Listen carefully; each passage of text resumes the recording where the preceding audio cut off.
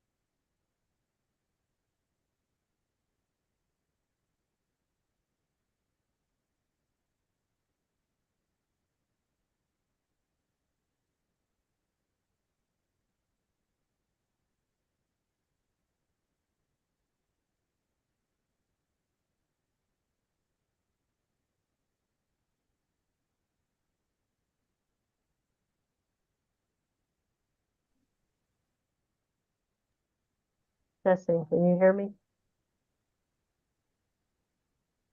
Good morning, Member Foster. Yes, we can hear you.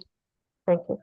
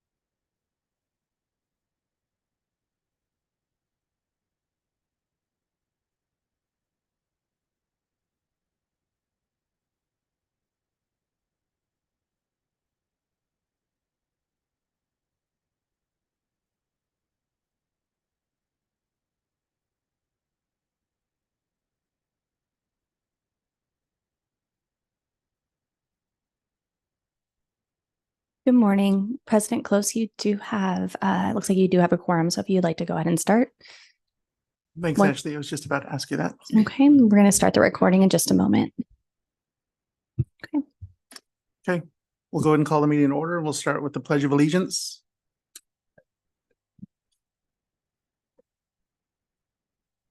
I pledge allegiance to the flag of the United States of America and to the republic for which it stands, one nation, under God, indivisible, with liberty and justice for all.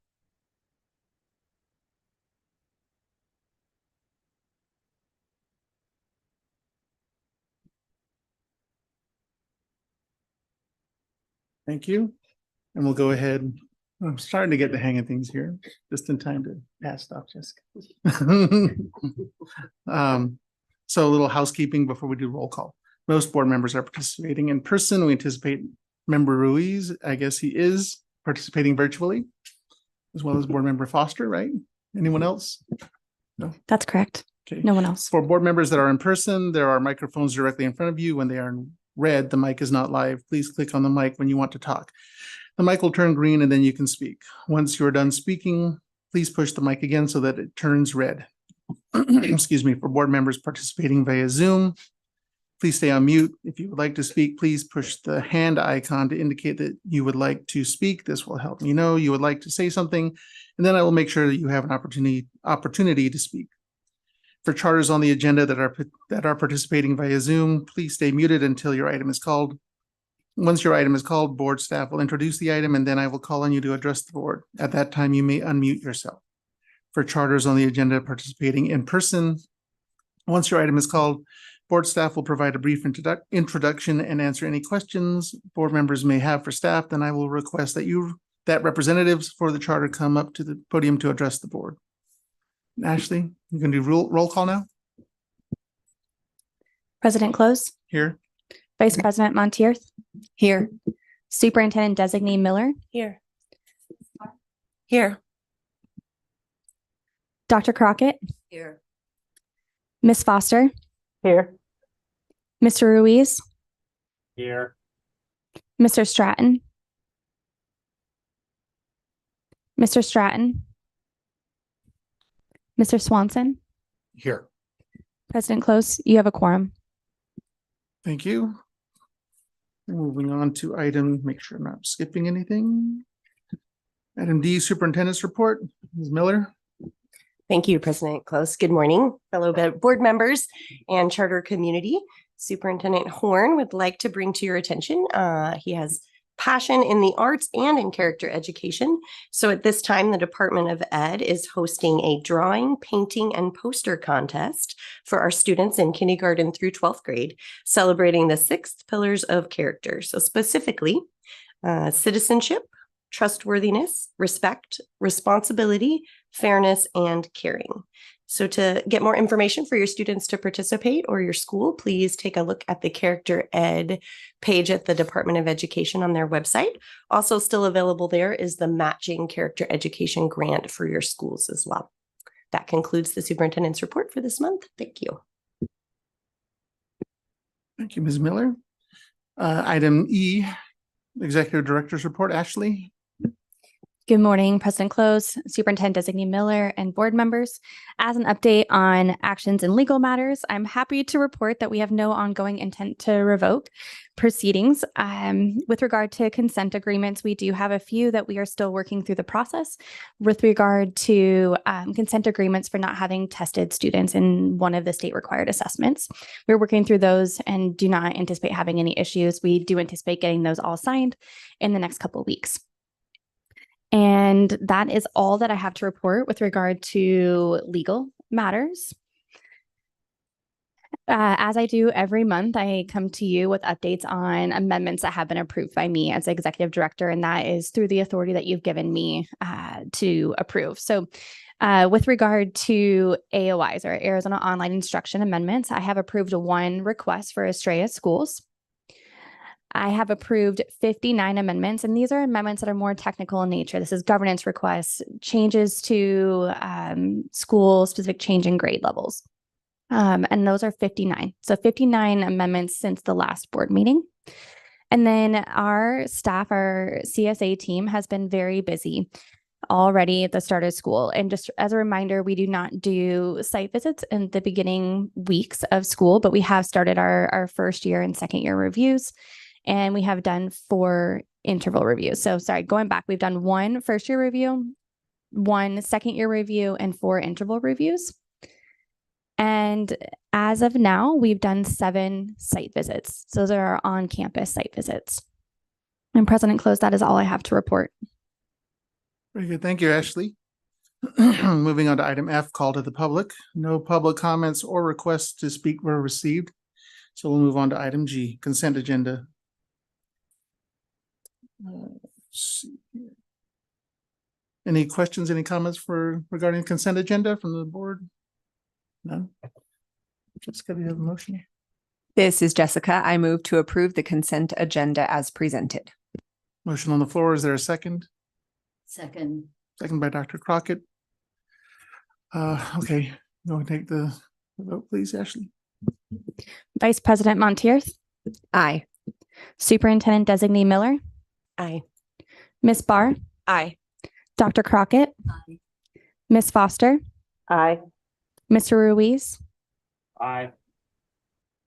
Mr. Swanson, Aye. President Close. Oh, sorry.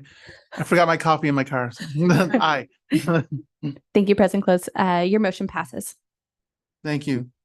That's it for item G. So moving on to item H, Camelback Education. Rachel? Good morning, President Close, Vice President Montier, and Superintendent Designee Miller. Camelback Education, Inc. has submitted a new school amendment request to add Camelback Academy Buckeye to its charter. The new school would be located in Buckeye, serve students in grades K through 8, and open in fiscal year 2026. In conjunction with the new school amendment request, the charter holder has requested to increase its enrollment cap from 675 to 1,350. The charter holder does not meet the staff recommendation criteria because Camelback Academy does not perform at or above the average performance in English language arts compared to nearby schools at the proposed location. And the charter holder's enrollment trends do not indicate that it will exceed its enrollment cap in fiscal year 2024. However, it should be noted that if a new school is added to the contract, the charter holder would likely exceed its currently approved cap. That is all I have, but I'm available for questions if you have any. Thank you. Any questions for Rachel? If not, is there a representative from the charter? Please come forward. Good morning. Good morning, President Close, Vice President Montier, and board members. My name is Karen Corden. I'm the Executive Director and founder of Camelback Academy. Thank you for considering our new school amendment for expansion in Buckeye. I have 3 members of my school leadership team with me today: Matt Spangler, who oversees our school testing, Alicia Raj, our school principal, and Julia Hibbs, our assistant director. We are excited for this opportunity to expand our reach, taking who we are and what we have accomplished in Glendale since 2002 to the Buckeye community. Over the last year, we have met with community members, business owners, parents, and town officials, sharing our mission, our program of instruction, and discussing what's most important to them surrounding education. When asked how Camelback Academy can partner with them, the resounding response from our friends in Buckeye has been, "Please come, we need more choices." We are confident Camelback Academy will benefit the Buckeye community, providing a safe space for students to grow as learners and leaders. I understand we did not meet the criteria for staff recommendation for expansion, as we did not perform at or above performance of nearby schools in ELA in Buckeye. These achievement rates are not satisfactory to us either, and I would like to share what we are already doing to improve student proficiency at our Glendale campus. Our leadership team meets quarterly to establish annual goals and supporting plans for the academic year. Over the past 2 years, we've focused heavily on addressing challenges in ELA, math, EL, and special education to reverse the trends and increase student proficiency. We've discovered a few things. We discovered that the learning gaps our students, especially our newly enrolled students, have experienced in ELA and math have compounded between 2020 and 2022 as a result of COVID. To address this, we have invested in one-to-one student computers and a dynamic diagnostic tool, IXL. Our teachers regularly use IXL for targeting skills in interventions and supplementary instruction. Our students are motivated to use IXL daily at home and at school. And I will note that of the skills they have practiced since the beginning of the year, we have a proficiency and mastery level of at 95% with our students. We implemented a voluntary 3-hour intervention program each Friday, which addresses reading and math weaknesses. In our curriculum review, we discovered that our ELL and math curriculum did not adequately align to our student population. We invested in rigorous ELL and math curriculum, which crosses over multiple content areas, including EL. We invested in a supplementary reading assessment, which gives immediate feedback and support, as well as dyslexia screening. Our EL specialists provide classroom teachers with strategies to help our EL students adequately access the curriculum. We've also discovered some things about our EL students. Our population in EL has increased 90% over a 3-year period, while our school general population is increased by 12%. To address this, we have doubled our EL staff, and we added push-into support to our existing pull-out EL program. We are enrolling a higher percentage of migrant students in addition to monolingual and bilingual students. And we also know that when these students come to us, they're already struggling with reading comprehension, which affects their ability to succeed in all content areas. To address this, we're providing more support in classrooms by pushing in during instruction. We are providing parents with resources to use at home, and we've implemented a more culturally responsive curriculum in ELA and math. Lastly, we have increased professional development and EL strategies for our general classroom. We have also experienced some issues in middle school and challenges, and we are working hard to address those with our special ed students in middle school. We've had a dramatic increase in special students coming to us with IEPs. In school year 22, we had 15%. And in school year 23, 18% of our middle school students came to us with IEPs or have IEPs. To address this, we've increased our special education staff to serve these students. Our special ed team and general ed teams consistently collaborate to support our students in the classroom. And our speech and language team works closely with our language arts teachers to support goals and skills.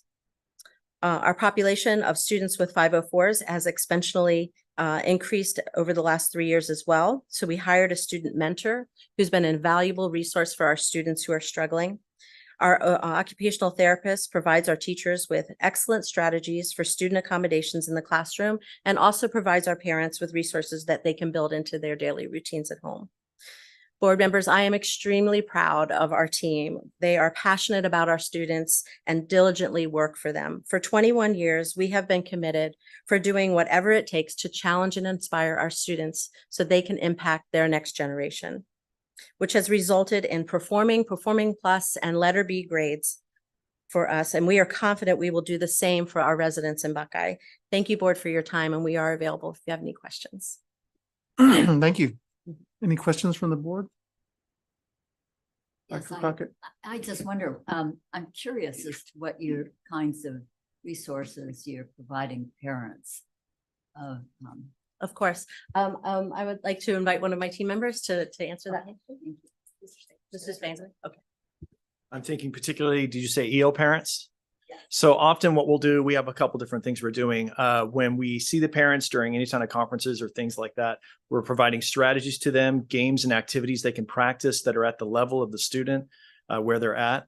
We've also developed a much stronger bond between now the double EL teachers we have, connecting with the parents, seeing how they're doing, responding, whether it's via call, via email. So we've done that, as well as really changing our pullout model to have our pullout model and also really push into the classes even more to help those students understand what's going on. Thank you. Thank you.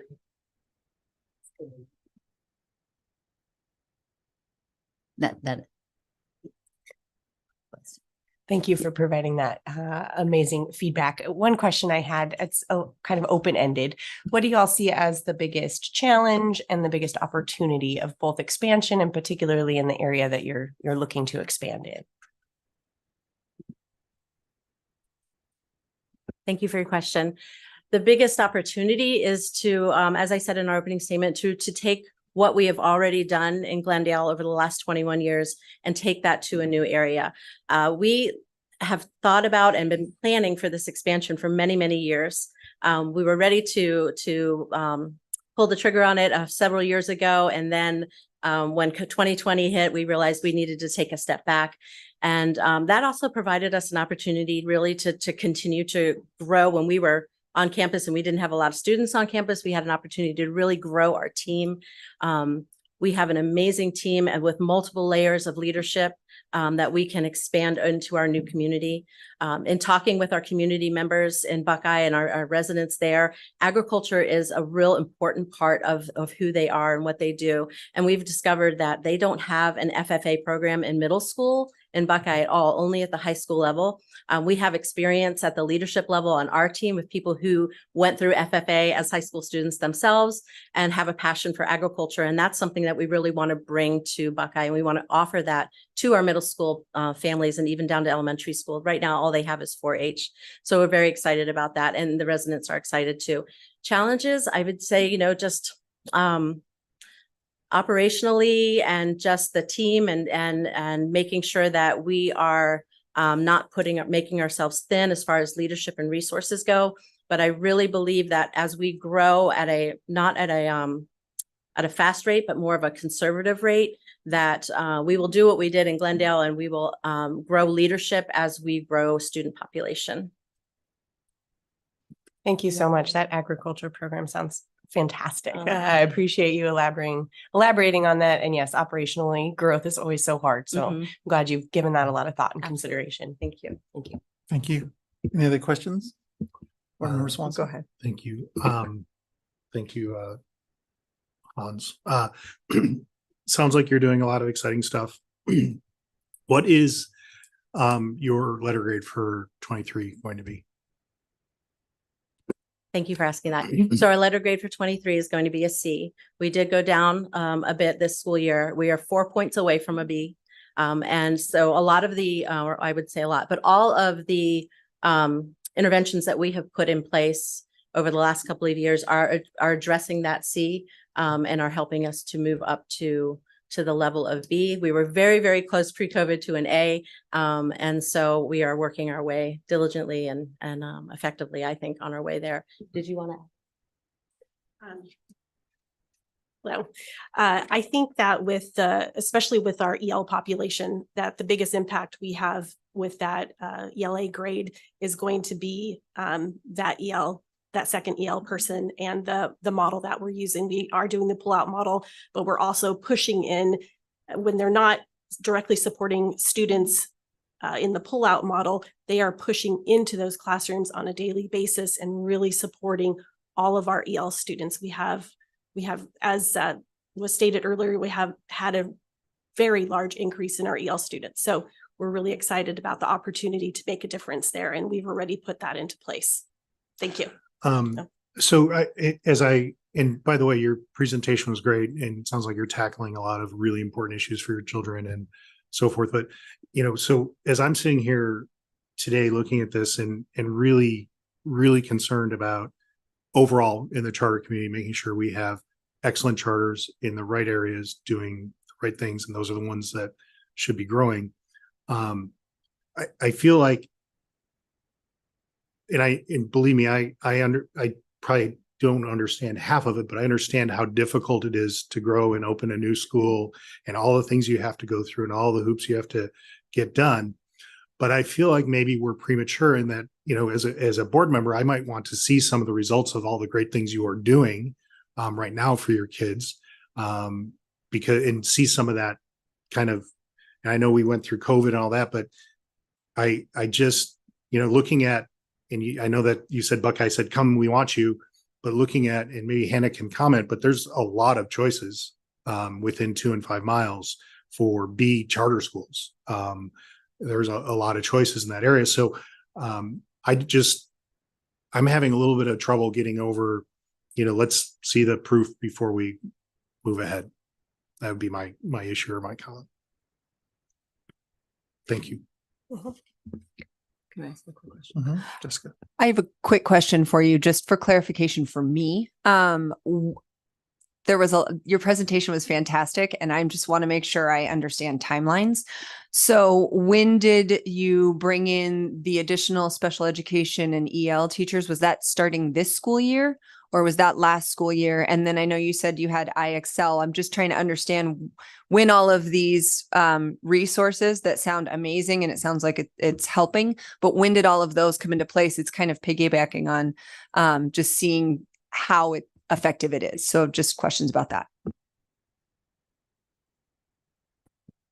We did identify in the prior school year that we needed to make some changes. So at that point, we developed in the spring of this last school year, we developed a plan to bring in a second additional EL person, EL specialist. So we knew that the trajectory last year was one that we needed to change. And that is also when we reevaluated the IXL program. We had been using MobiBacks. We re-identified that we needed to do something different to address the changing needs of our students. We did add through this last school year, or actually this, the end of school year, last school year and the beginning of this school year, additional special education staff. But this school year is when we also added the EL staff member, but we identified it last school year. Thank you. Okay. Any other questions, comments from the board?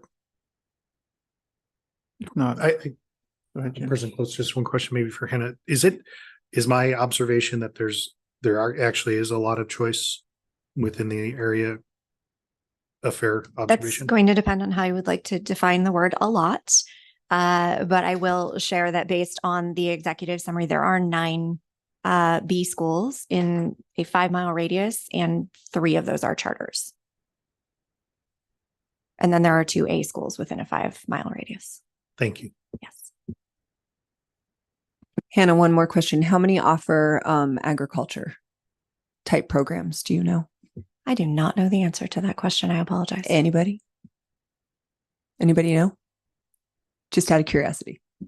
For FFA in middle school or elementary school, none. Okay.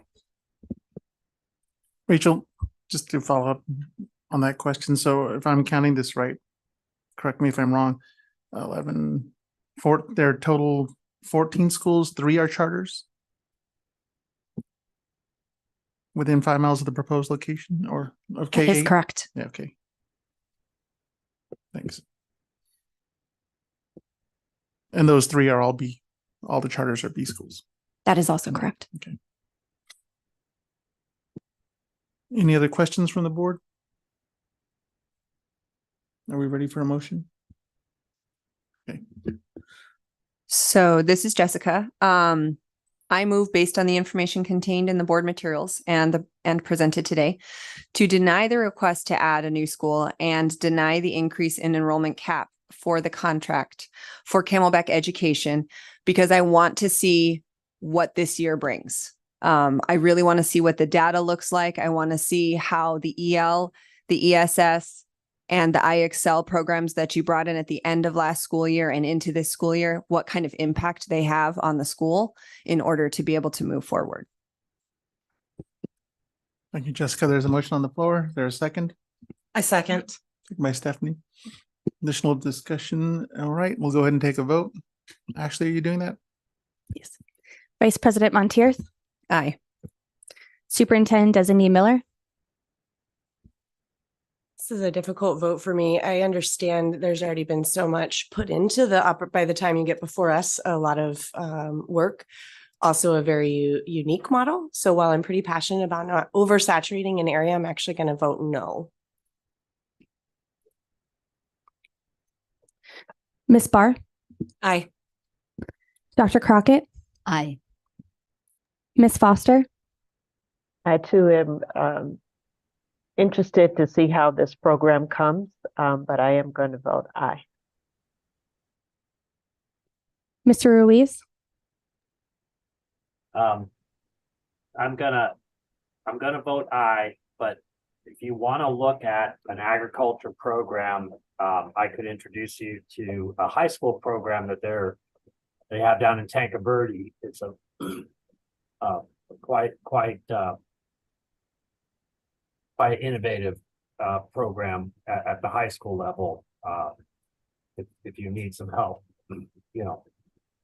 looking at what's being provided, and that is a district school. But I'm going to vote aye. Mr. Swanson, Aye. President Close. I'm going to vote aye as well, but I do want to second the justification for the denial, that we really want, or at least I want to take a look at how things turn out in the next year. So I really do encourage you to come back depending on how things work for you all. So that's my vote aye. Motion passes. All right. Next item, compliance, will be presented by Andrea. President Close, Vice President Monteith, Superintendent Designee Miller, and members of the board. State law requires charter schools to annually submit a financial audit and compliance questionnaire. For many of the board's charters, the audit is due 4.5 months after the end of the fiscal year or by November 15th. 99% of the 200 audits due November 15th were timely submitted to the board. However, 2 charter holders have still not submitted their fiscal year 2023 audits and remain on today's agenda. Today, the board may vote to withhold up to 10% of the charter holder's monthly state aid apportionment until a complete fiscal year 23 audit is submitted to the board. If the board decides to withhold funds, the withholding would begin with the charter holder's December 21st payment unless a complete audit is received by noon on December 1st. For a complete audit submitted after that time frame, the withheld funds would be returned with the charter holder's next regularly scheduled payment. Pursuant to state law, the charter school must be allowed to address the board before the board makes a final determination on whether to withhold funds. I am available for questions. Thank you. Any questions for Andrea? President Close. Have we heard from these 2 charters, and do we know what's going to happen? I have heard from their auditors. The auditor for Arches Academy reached out to me this morning and indicated that he has sent a request for some additional information from the school. If he receives that information today, he believes he will be able to issue the audit today. For in Quito schools, I heard from the audit firm last week, and he indicated that he anticipates being able to issue the audit no later than the end of this month.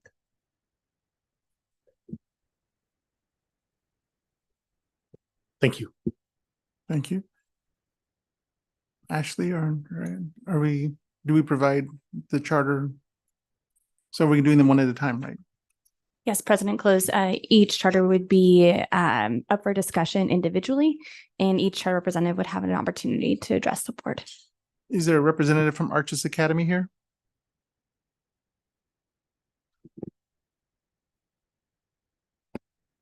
Good morning, board. We are committed at Arches Academy to full compliance in all aspects.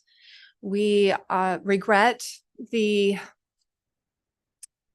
conditions that led to us being late in submitting our audit this year. There were several conditions that contributed to that.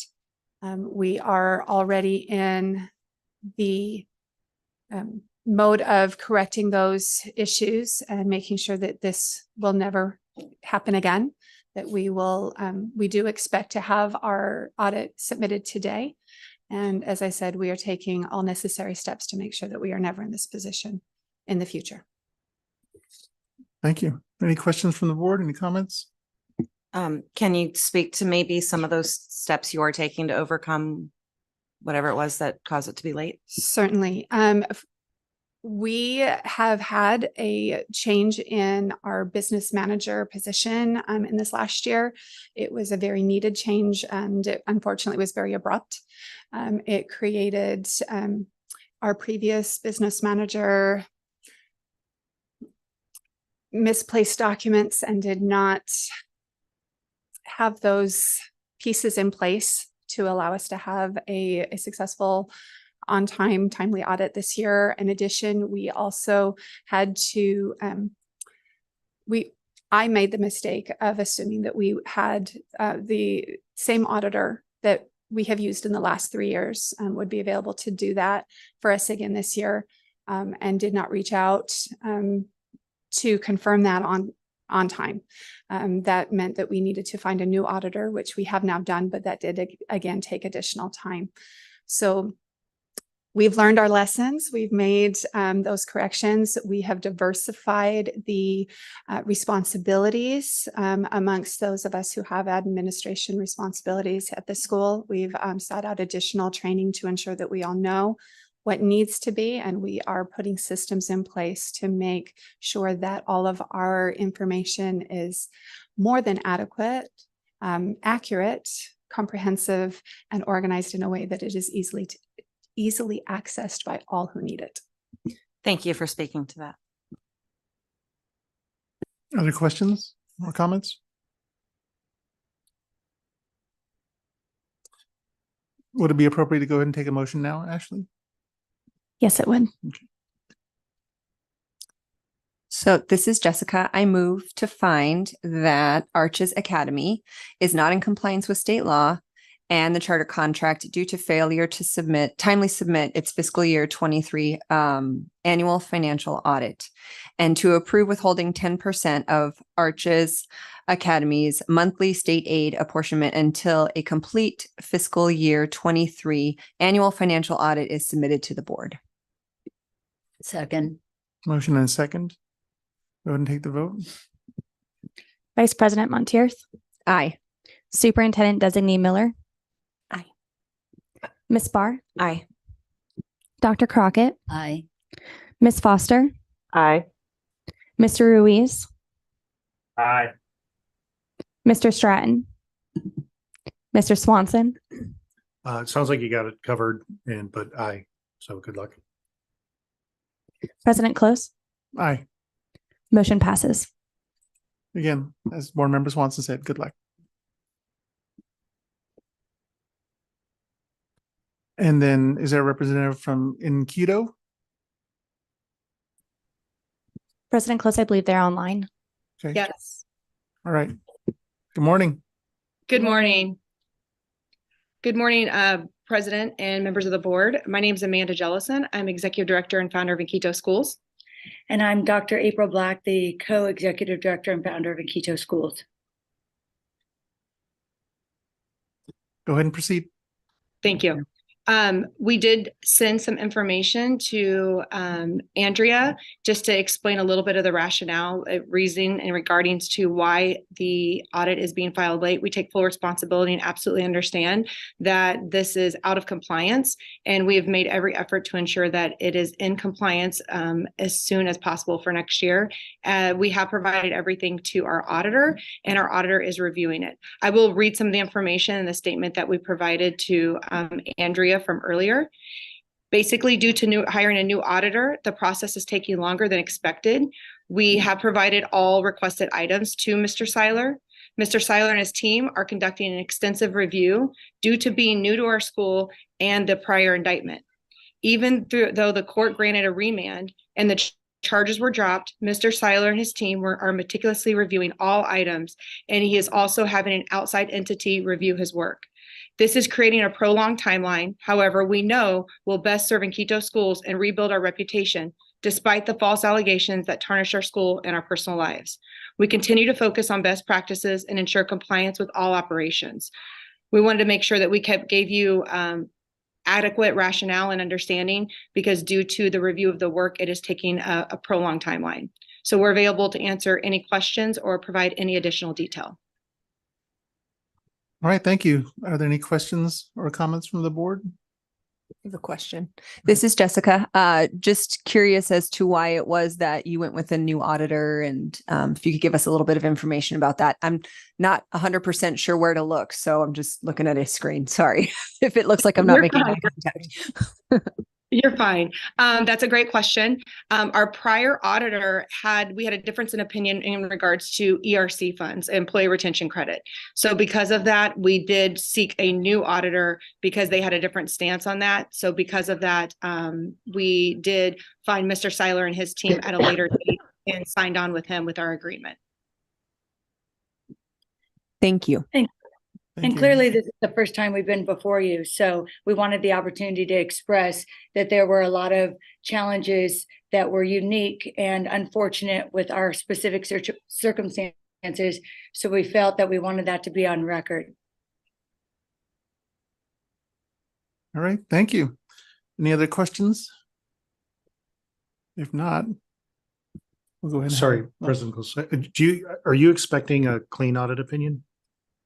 Oh, for sure. What Mr. Seiler said specifically to us is he would rather it be thoroughly and meticulously reviewed. And if it is late, at least it's a clean audit versus an audit that was quickly rushed, gone through, and wasn't reviewed by an outside party. And the key was that he wanted to review it by an outside party.